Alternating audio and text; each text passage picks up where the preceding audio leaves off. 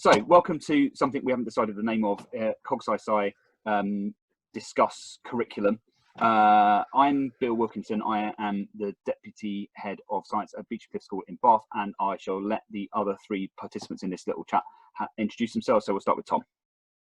So I'm Tom Mellichamp. I'm a teacher of science next year at the Polter School, which is my old school too. Gethin?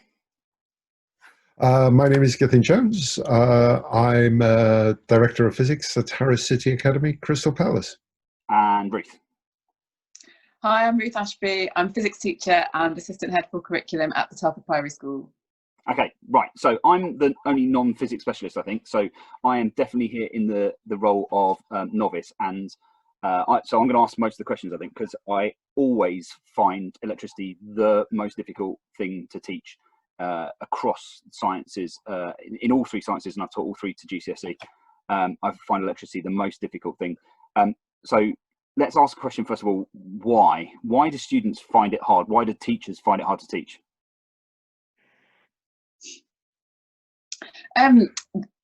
Gethin, you've mentioned to me in the past something that I think is really insightful, which is, I think it was you, about how sort of a lot of the electricity topic, like with the circuits and things, doesn't really feel like a proper physics or even sciencey topic. It's much more of an engineering topic.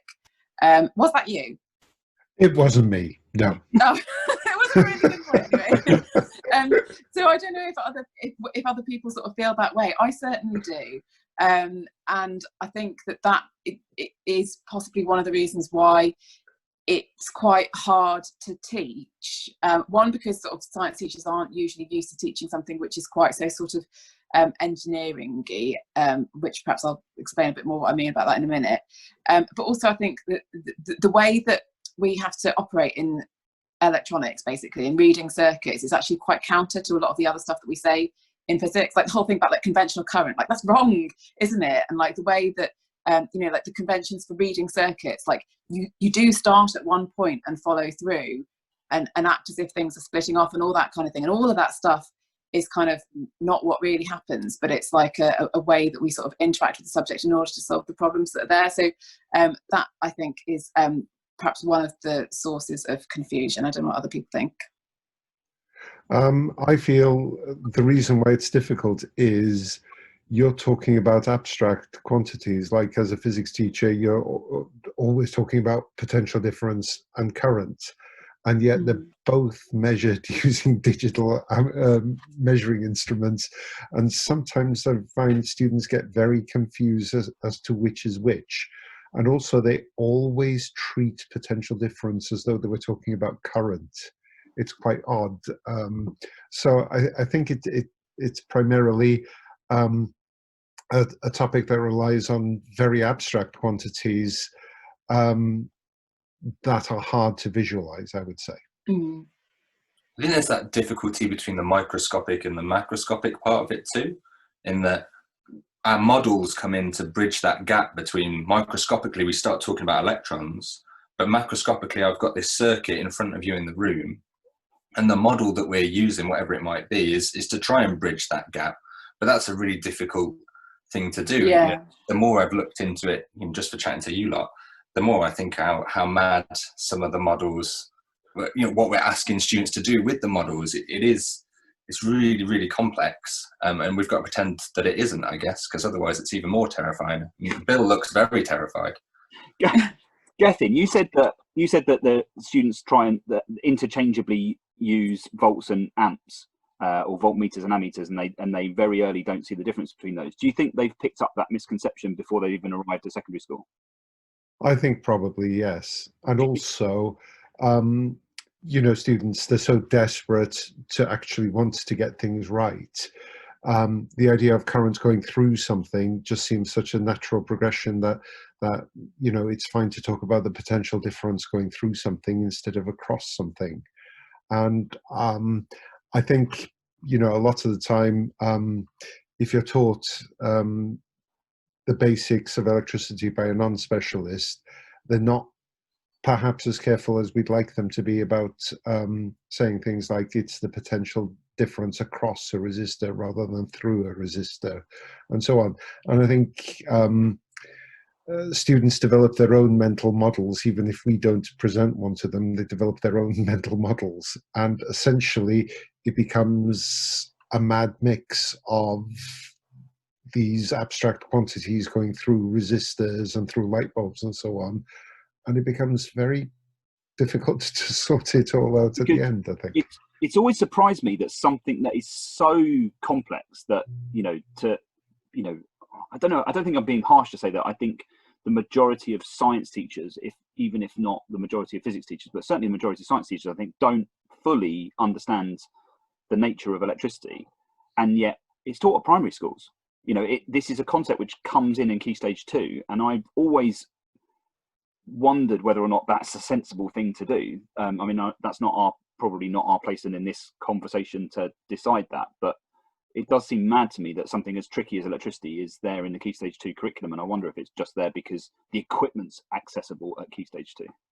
I think possibly, and also, if I recall the Key Stage 2 curriculum, the program of study, I think it's not necessarily anything more than appreciating open and closed circuits, and so on, without any dive into the explanation of it. So it's difficult to appreciate open and closed circuits in Key Stage 2 without getting out a battery which says, hey, I'm 9 volts or I'm 1.5 volts, and immediately those words and those specialist terms that we want students to learn are shoved in kids' faces right from an early age, but not taught properly.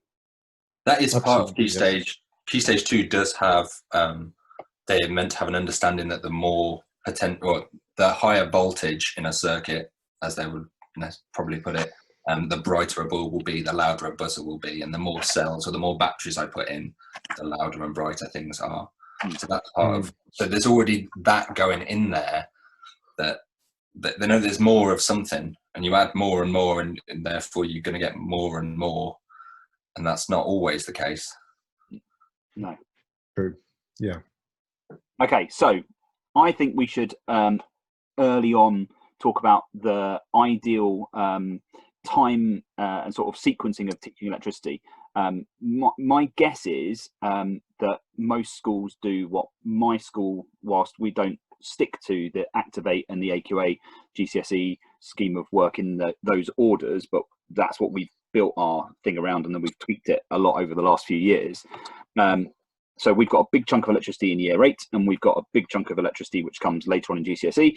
And to me, it's never felt quite right. It just feels like there's too much going on in each one of those blocks, and that maybe it needs to be spread out a little bit more. I just wonder what you think either the electricity sequencing of the curriculum in your schools is, or what it should be, if you don't think it's quite right at the moment.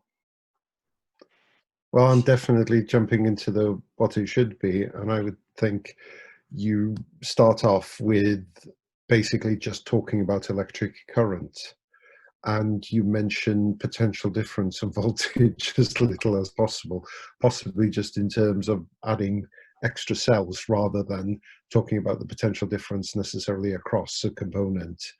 And also, rather controversially, I favour doing parallel circuits first, because they're easier to understand in terms of just current, rather than everybody seems to gravitate towards teaching series circuits first. But actually, it's a bit tougher to understand a series circuit than I think a parallel circuit.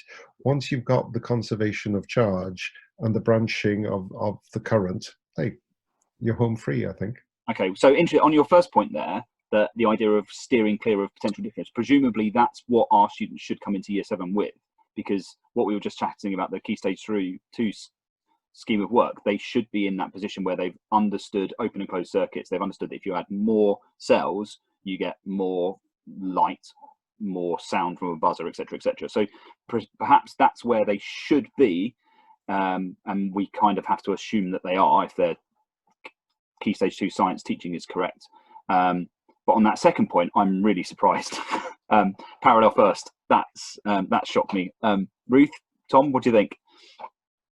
I think Gethin's normally like, I'm going to tell you what we do, which we're happy with and we think it makes a lot of sense. But I also want to go and look at it completely again now after listening to you, Gethin, because you're always so insightful on this sort of thing. So what we do is we start off with static charge. We've got a short unit on 4 fundamental forces, just to kind of give the sort of like structure, background, whatever, to forces in year 7.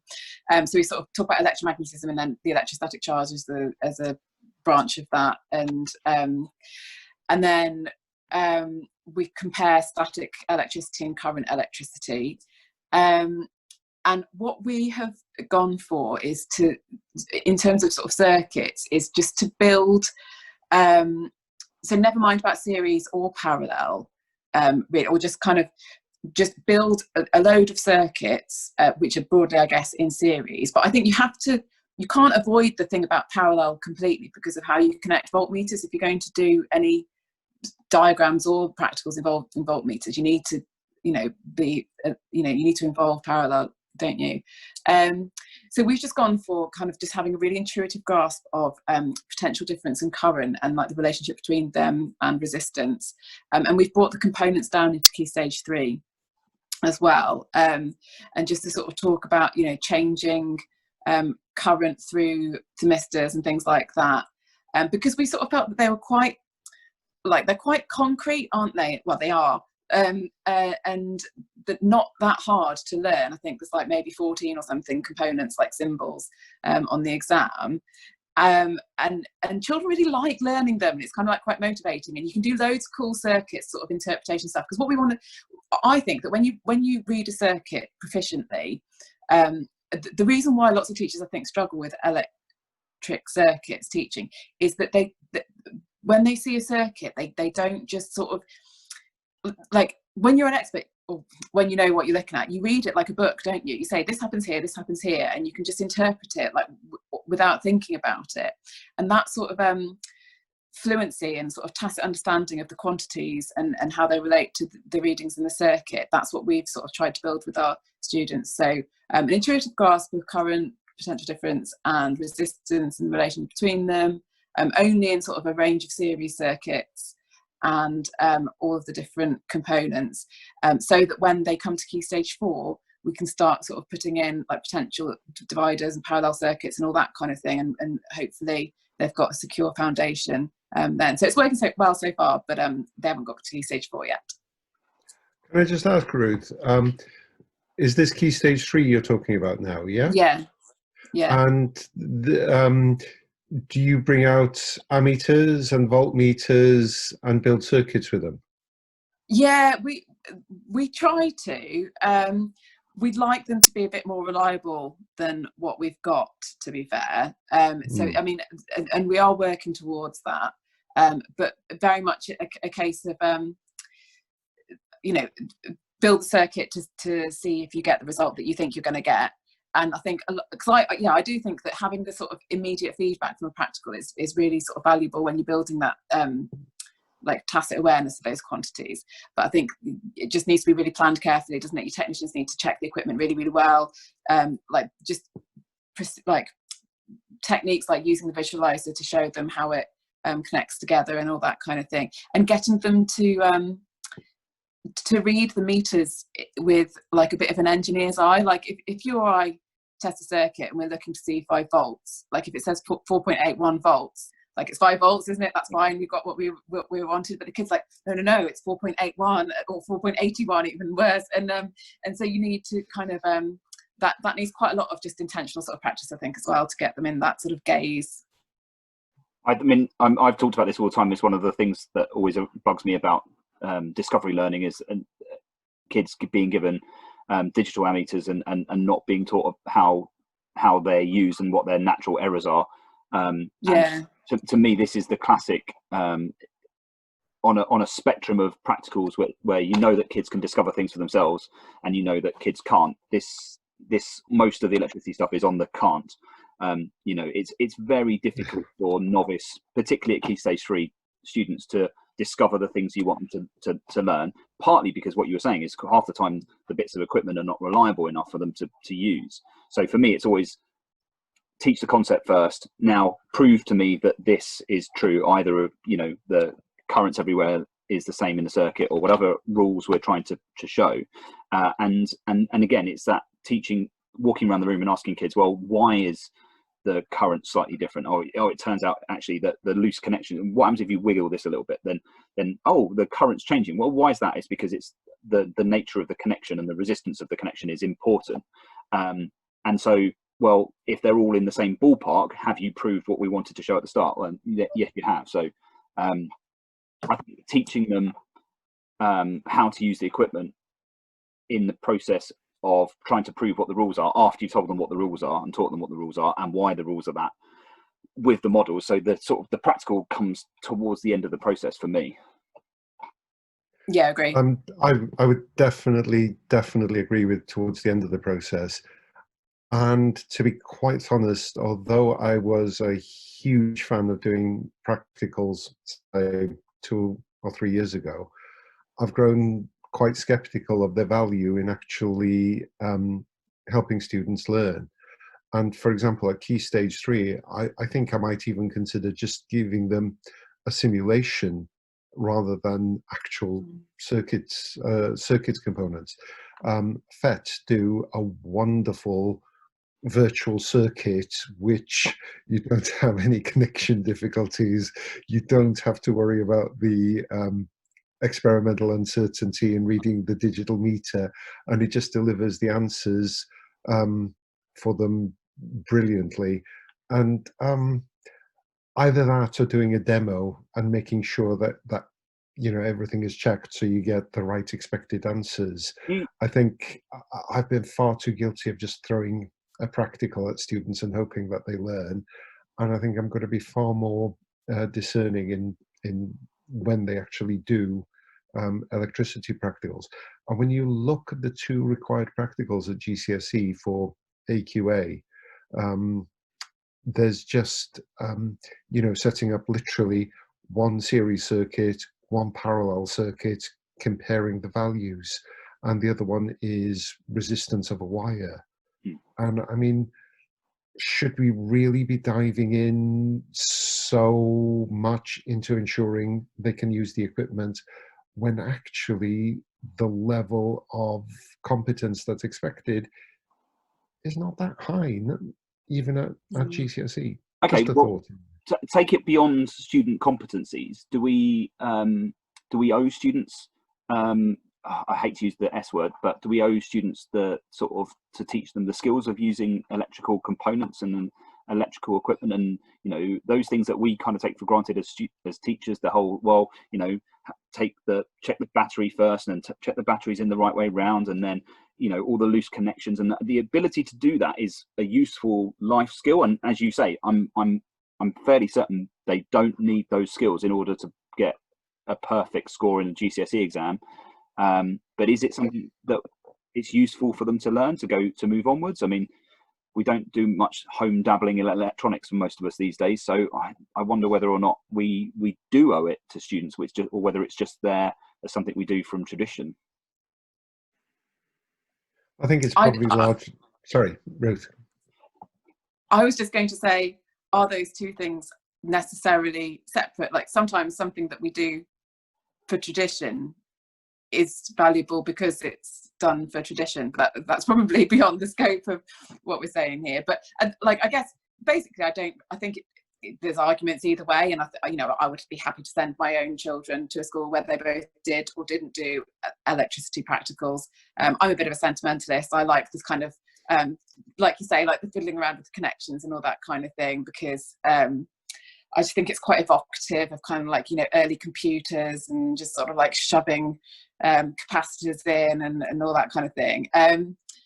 But like equally, you know, children in other countries learn like the whole of science just from books with like never a whisper of a practical, and then come here and just, you know, completely exceed everybody else in their university achievements here. So, you know, I think that certainly arguments either way. And I guess it's not an all or nothing thing, is it, either? You know, if you can have a couple of lessons, and if your children are very well trained, and if your equipment's reliable, then, you know, it's all about your context as well, isn't it? But I would be it's very, very easy to fall into the trap of just kind of doing loads and loads of practical and not getting really any learning done at all. So yeah, I'm on the fence. Okay. I think it's a good vehicle for some physicsy experimentally kind of chat though. In electricity practical, what is a repeat? Do I get to look at that same meter 3 times? Is that what a repeat is? So there's a definite case for using electricity practicals to discuss things that aren't necessarily electricity too. So I think from my point of view, you're not necessarily going to learn the stuff about electric circuits from doing the practical. I think, you know, as Gethin said, maybe FET is, especially Key Stage 3, it might be a much better way to go to get that intuitive sense of what's going on, as well as a demo on the side. But I think it's worth having a go at the practical in some sense to see what is it that a repeat means, you know, because that is key. And I think one of the skills that, if we're talking about skills that needs to be done earlier to really understand what repeat measurements are all about. Because yeah, just looking at that meter 3 times isn't the same. I think for some kids, I mean, I've always basically kind of the first proper circuits lesson. I've kind of just let kids go a bit wild with it and just go, right, here's all the kit, and you know, just here's a bunch of circuits I want you to build, and I just want you to look at what happens, and I just want you to, and I kind of let them kind of freeform, and but my aim is never really for them to discover any of the laws that I'm going to teach them in a couple of lessons down, but it makes lots of the things that were going to come later more concrete if they've played with cells, if they've played with wires, and they realize that a black wire and a red wire are the same, so when they see me build a demo of it, it doesn't make any difference, and what an ammeter and a voltmeter is, and just play with it. And there's an element of that's really useful for what comes next, but I've always felt a bit guilty that, you know, don't ever come and my head of department comes to watch me on that lesson, then the objective is just play with the kit, and there'll be something really useful that will come out of that, and all I want them to do is get a feel for what the kit does. And I'm definitely not teaching Ohm's law by it. I'm definitely not teaching the rules of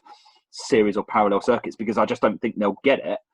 But I do want them to have a good play with the equipment, because that's a useful thing to do. I would, but for like maybe 10 minutes. Yeah. I just think the role of the demo is undervalued when you're teaching electricity. I think my favorite thing is teach them the demo so they see what the readings are supposed to be, do a few questions on that, and then maybe let them have the opportunity to set it up. But again, I think as long as they've had some experience, I don't think they need to be challenged to set up really complex, difficult circuits.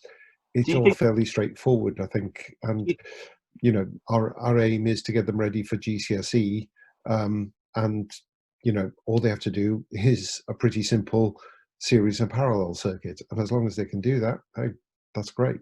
Do you think there's do you think that setting them up, that builds that link between the circuit diagram and the real thing, so that students know what, again, it's that probably for those kind of quite weak students, that understanding you can learn what the symbols, the names of the symbols mean, but then when you pick up the piece of kit, it looks very different, and knowing what those links between those abstract symbols and the real piece of equipment. But I suppose what you're saying, Gethin, is that they don't really need to know what the real equipment looks like ultimately in the end of their exam. They just need to be able to interpret the circuit symbol. I would argue yes, because not that the GCSE should define everything that we do. There is a role for that, but possibly it could be put into a science club activity rather than a classroom activity. And I haven't really settled on the right way of doing things yet myself. But again, I have been so disappointed at students' understanding of electricity when I've taught it previously. And when I focus on the theoretical aspects, they seem to learn it better, certainly according to their test results, and they seem more confident, and they seem to even like it better because, you know, are we doing a practical? Yes. Oh, yay. What practical? Electric circuits. They're all the same, sir. I think one place it might fit that I know I was quite that are probably neglected too much in my own teaching was just talking about complete circuits. So we're saying it's in it in Key Stage 2, but they're obviously going to need to go over it again. And I think I probably didn't spend enough time saying what a complete circuit is, what a complete circuit isn't, why I can't connect 2 wires to one end of the cell, and things like that. And maybe that's a nice link with a practical looking at complete circuits. You're getting that immediate feedback of it works, it doesn't work, it works, it doesn't work. And maybe listening to you lot, maybe that's the only place I would use it to begin with, is as almost Key Stage 2 recap. What is a short circuit? What's a broken circuit? Why does this not work? Why does this work? And maybe that is the beauty of an electric circuit, is you're getting that immediate on-off feedback. Works, doesn't work. Maybe that'd be good. I'll write this down somewhere. Absolutely. And what you said about the short circuit, when you short out one component, it blows their mind. Yeah. If you have 2 bulbs in series and you short one out, getting them to think about why one bulb is off is really, really important.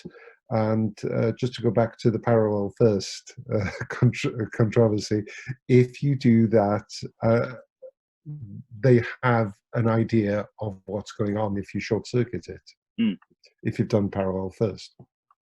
A short circuit is a parallel circuit, isn't it? Do you make it the distinction between a parallel circuit and components connected in parallel? Because really there's no real such thing as a parallel circuit, because whenever we talk, there'll be some components connected in series and some connected in parallel. Do any of you make a big point of that, or is that just taking it too far?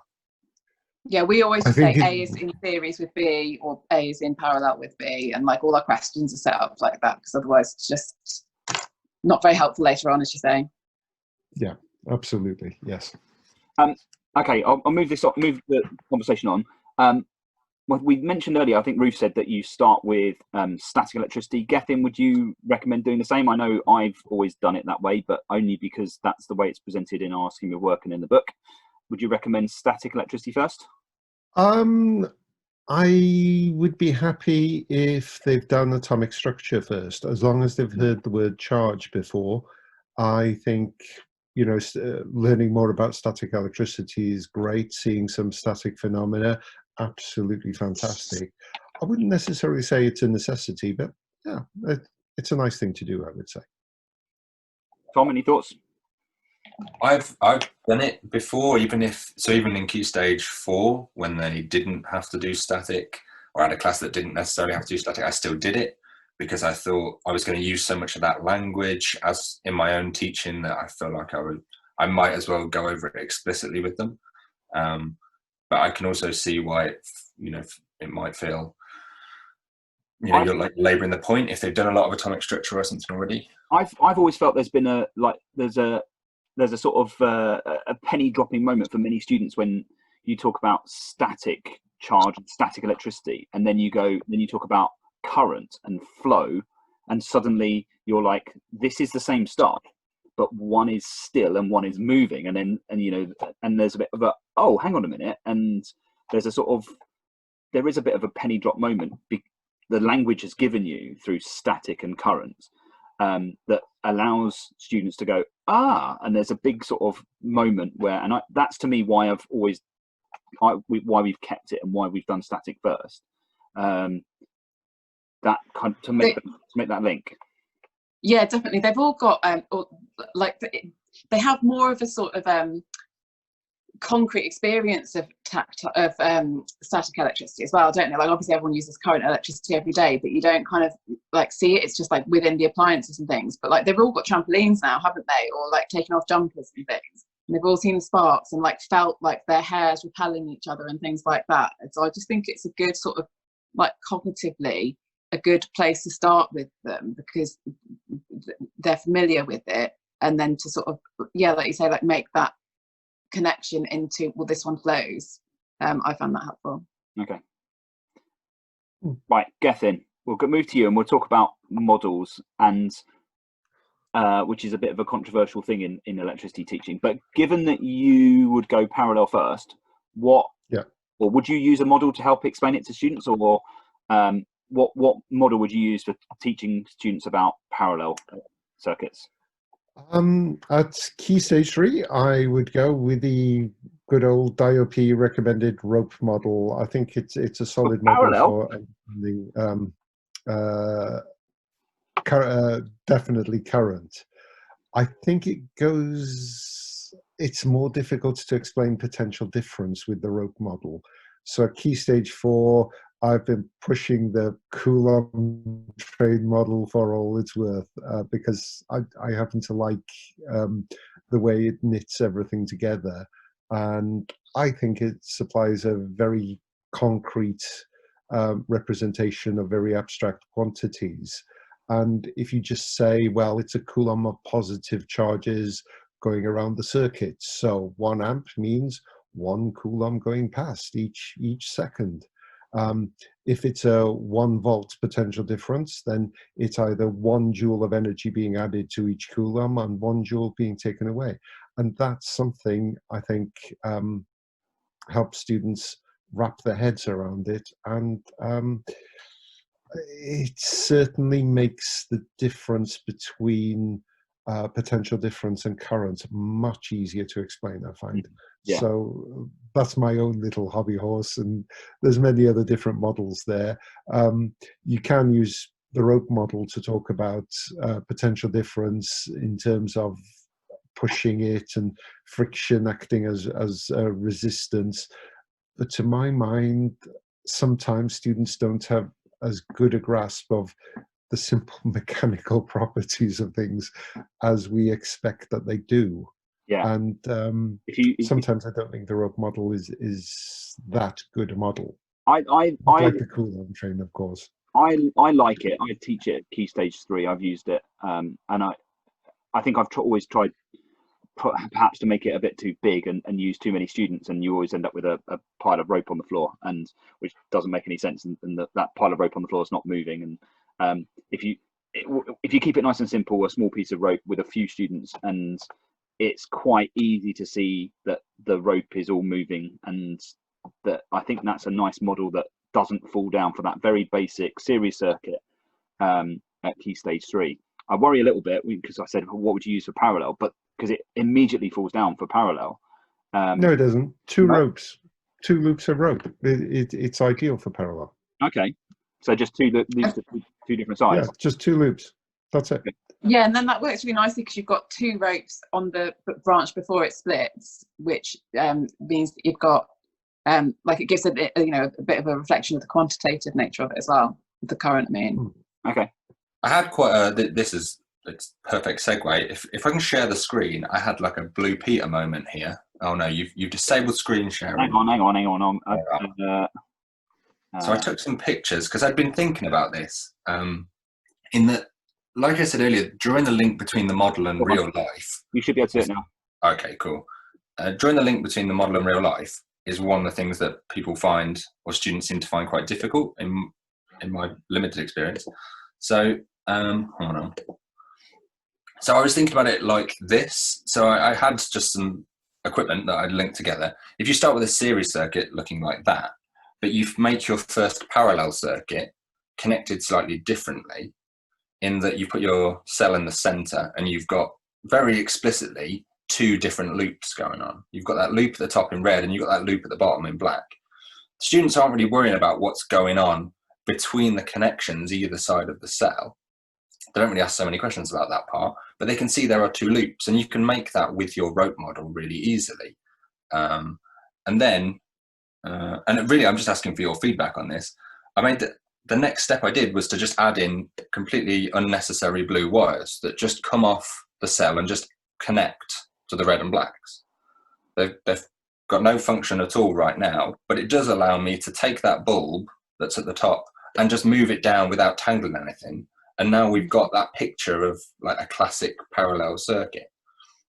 And I was just thinking about this as a way of going, this here seems quite intuitive, a more intuitive way maybe of saying to students, look, each loop is separate. It's drawing its own current. This one's at the top and it's in red, and you can have your rope model set up that way to push that point.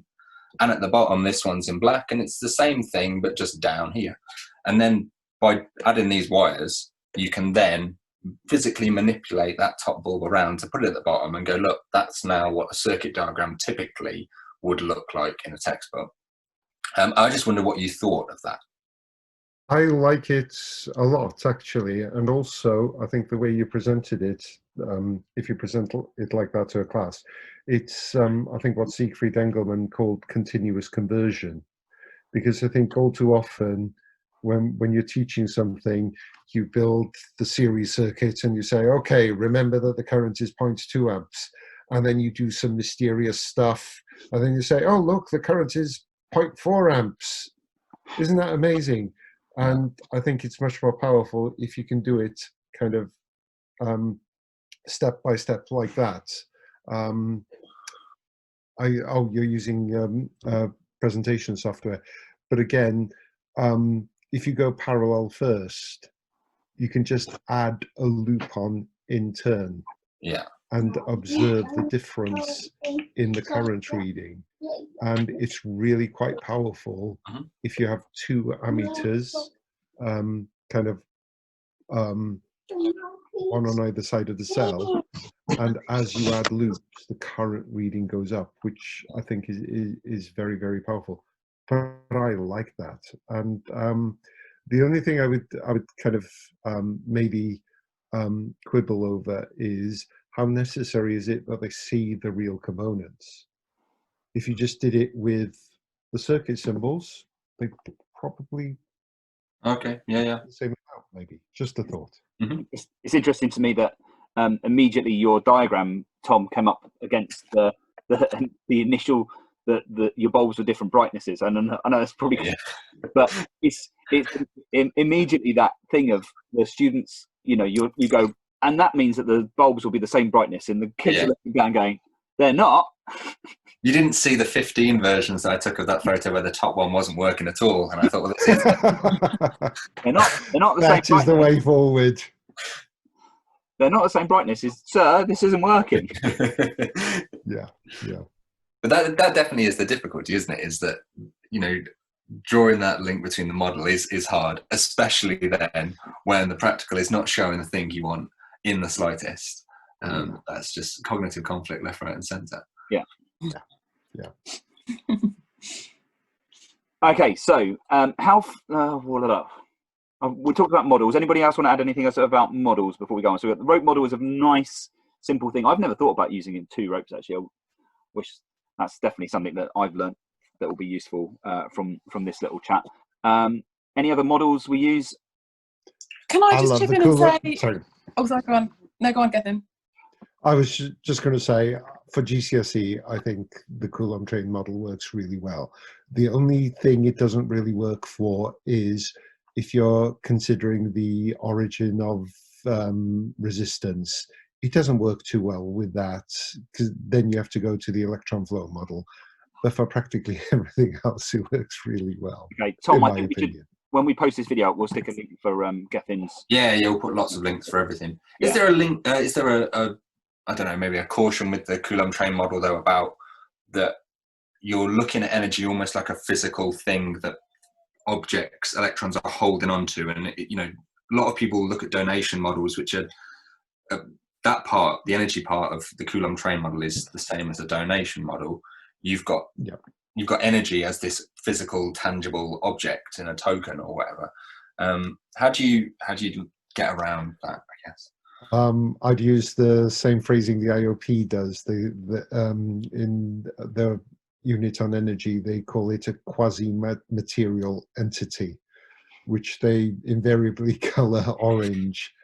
And it's just a nice way, I think, of thinking about things. Of course, the idea of the Coulomb train model is it's not there forever. It's just there to support the first few steps. At a certain point, hopefully the students will conclude we don't need the stupid model anymore. We get what's going on. Yeah. But I think it's like bike stabilizers. It stops you wobbling and falling over the first few times you use it. But the whole idea is to outgrow it. Yeah. think that's probably important in electricity, is we don't say that enough about any of the models. Is actually what you want students to do is not need a model, and when they're in the exam hall or when they're in, you know, going on to whatever future, they're not necessarily thinking about carts with, you know, chunks of energy in them or any of that. They're just looking at the circuit diagram, like Ruth said, and interpreting it as a physicist would. Okay, on the model front, one of the things which I've come across in a few schemes of work that I've worked on, getting students to evaluate models seems to me to be completely bonkers thing to do. It's very much the level of expert, right? That we can sit around and discuss and probably disagree about the value of different models, and then we ask students often in schemes of work to evaluate, you know, the delivery van model versus the rope model, or the central heating. The central heating thing always just makes me giggle. You know, we're teaching 12-year-olds about electricity using central heating, and they're like, how does central heating work? Yeah, definitely. There's a load of cart before the horse stuff there, isn't there? But like, I think if you look at it in a different way, because the thing is with models in electricity is that there is no model that's sufficient, is there, for everything that you might need to do, even within sort of like one circuit. And I don't think there's any other area in the science curriculum that's like that. Like we have that kind of dot and cross and all those kind of models, and like they're all sufficient for the sort of that specific area of the domain. And electricity isn't like that. It's kind of like you need to sort of poke at them from kind of a number of sides with different models to sort of build that understanding, so that eventually, as you say, Gethin, they don't need any of them. But I sort of think, like, when you're poking at them with these different models, we need to be explicit with them and say, oh, but this one isn't very good at explaining resistance, or this one is very good because it allows us to make sense of all the calculations, but it's pretending that energy is something that it isn't. So like, if we're being explicit with the students about that, then we should expect that the students can answer questions which say this model is limited here, so like, it's not like they're using their kind of deep understanding about electricity, there's a limitation to that model. It's more a case of, my teacher told me that this model is limited here, so I'm not going to try and use that model when I'm trying to understand this area. I'm going to try and think of it in a different way, use a different metaphor. So we have to, just like in the same way that we explicitly teach the rules of electricity and we explicitly teach what the things that we want them to learn, we also have to explicitly teach where the models fall down, rather than asking them to magically become experts and evaluate the models from their own really quite limited level of expertise. There's drawing. Go on, Gethin, sorry. There's a lovely quote from Stephen Hawking. I might have it somewhere, possibly. Go on, Tom, while Gethin's looking for that. Yeah, it's just that thing about getting students from that point of being novices to experts. You can't say, if a student didn't know what a lemon was, you can't say, well, it's a small yellow orange, and then go, why is a lemon not a small yellow orange? Within 10 seconds of you saying it, because all they have now in their head is small yellow orange and nothing else to go on. They can't tell you why it's a bad model. So you need to hit the kind of limits of your model's capabilities, and then you can point them out to the student. But I think it's pretty dangerous to do it too soon as well. I think you're right, Ruth, that you need to say there are these limitations, but you've got to say them at the right time. Otherwise, great. If I've only just learned that a lemon is a small yellow orange, or that the rope is like a series circuit, and then suddenly by the end of the same lesson you go, right, a rope is like a series circuit, but by the way, this is nothing like a real circuit. The quote from Stephen Hawking is, there is no picture or theory independent concept of reality. Instead, we will adopt a view that we will call model dependent realism. The idea that a physical theory or world picture is a model, generally of a mathematical nature, and a set of rules that connects the elements of the model to observations. And the reason why I think that's interesting is because he emphasizes the quantitative part of it. So rather than talking about models in a very general way, it's good in this situation, it's good in the other situation, if we focus on, does it give quantitative predictions? If it does, it's a good model.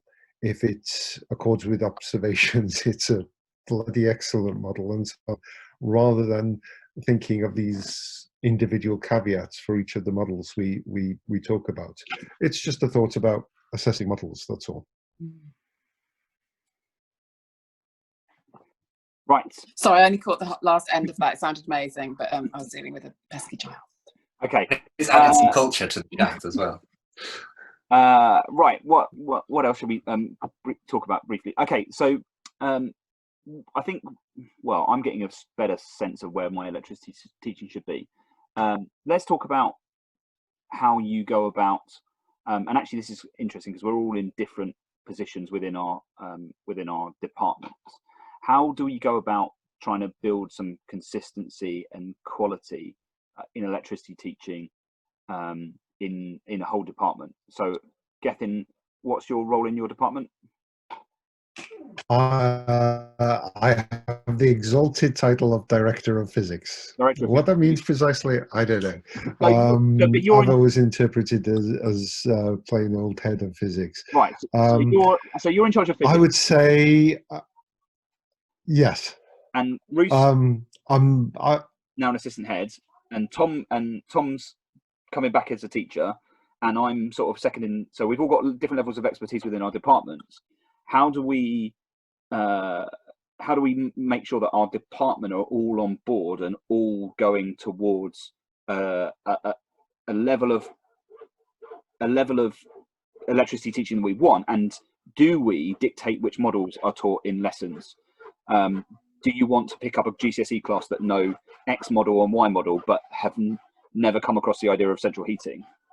Because that would work for you.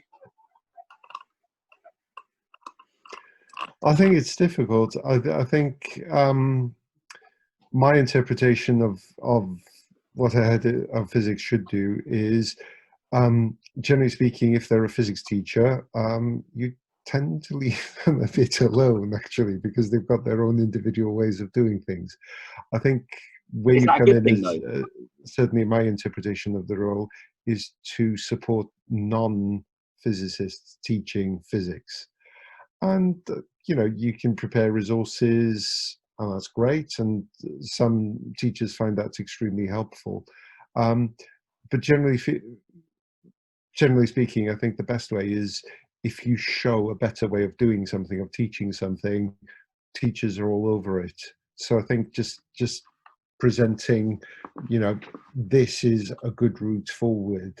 And generally speaking, build a better mousetrap. People will flock to your door. I was going to say the mice will follow you, but yeah, not the right analogy. Ruth, a bad model there, definitely. Ruth, this is kind of your job at a kind of more of a whole school level, but you know, maybe what's your thinking on how you should run this in a science department? Yeah, absolutely agree about sort of bringing non-specialists into the mousetrap.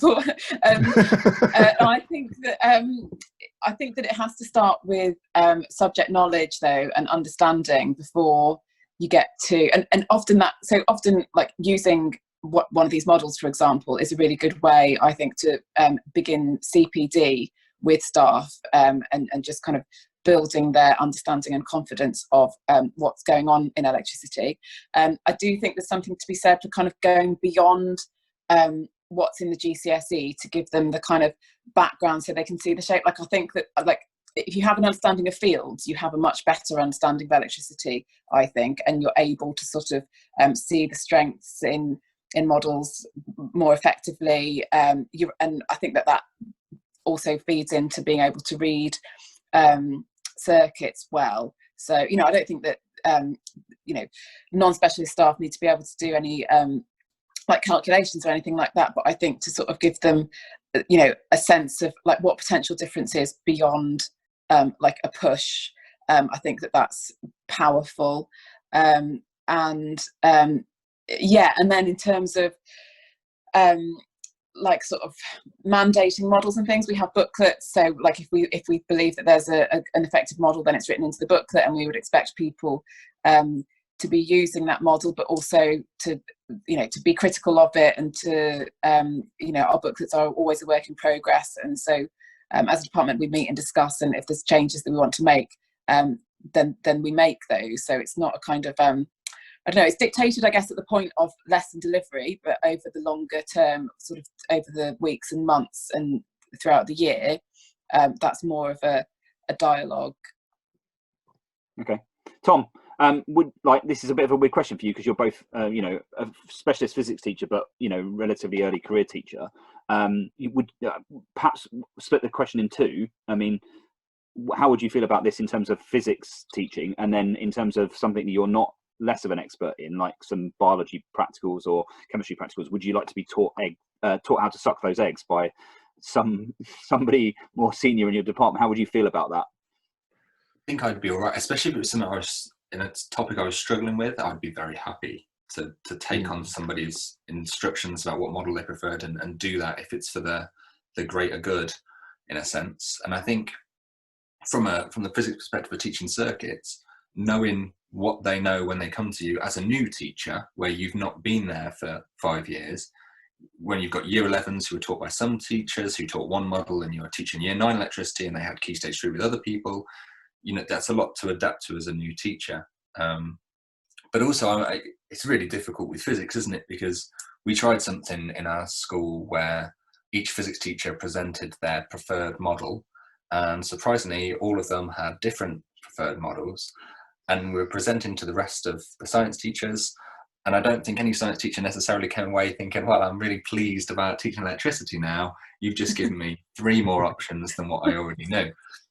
And so I think your initial question, whether we should teach the same model, you know, I'd be veering more towards yes, or we should try and have some level of consistency, because I think it makes it not just easier for students to swap between teaching and things, but it's probably a little bit easier for non-specialist staff to go, look, we're going to do the Coulomb train model, or we're going to do the rope model, and we're just going to do it right, and we'll pick it up in Key Stage 4 if then it's taught by specialists.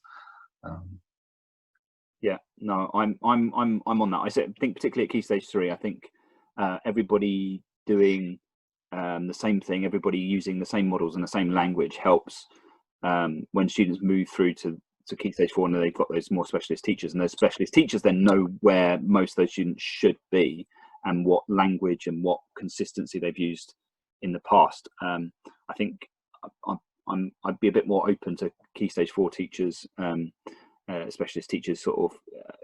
I mean, I'm always up for teachers having their own autonomy in their classrooms, but I think having that, knowing what the students should come into your rooms with, and I think that's coming right back to what we were talking about at the start, is one of the difficulties of electricity teaching, is that sometimes there is this tacit, well, they've come across this stuff at Key Stage 2, they should know some of this stuff, and it's always that, but do they know what they should know, and what's the language that's been used, and what's the consistency of language? And I'd imagine there's plenty of primary school teachers who have just totally and utterly interchangeably separated current and voltage, and it's really it's difficult for them because they're not specialists, and they've been asked to teach this stuff. But I think, at least for us in secondary school, we can make sure that those problems don't occur in that transfer from Key Stage 3 to Key Stage 4.